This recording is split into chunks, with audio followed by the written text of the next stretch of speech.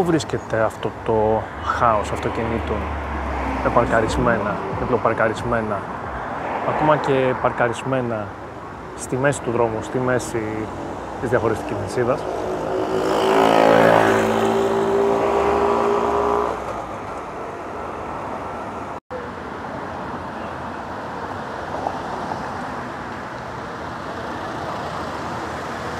Βρισκόμαστε στη Νέα Ιωνία, μια πόλη που έχει ένα πάρα πολύ δυνατό, πολύ αναπτυγμένο εμπορικό κέντρο, πάρα πολλά μαγαζιά, το βλέπετε. Όμως ο κόσμος που έρχεται σε αυτά τα μαγαζιά και οι μαγαζάτρες και οι επισκέπτες έρχονται συνήθως, το βλέπετε, με τα αυτοκίνητά τους. Παρκαρισμένα και διπλοπαρκαρισμένα και στα δύο ρεύματα.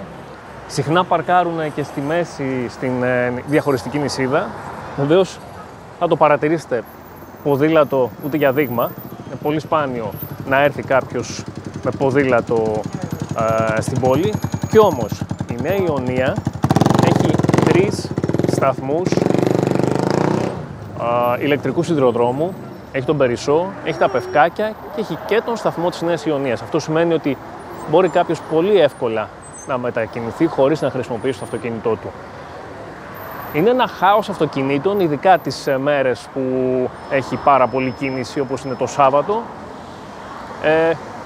Θα πρέπει νομίζω να δοθεί κάποια λύση.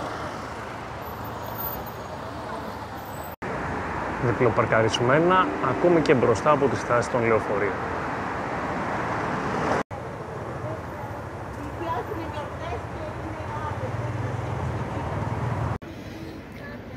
Σε ένα παρτέρι στη Νέα Ιωνία, 3 ποδήλατα, αλλά τα ποδήλατα δεν είναι για ντεκόρ, είναι μέσα μετακίνησης.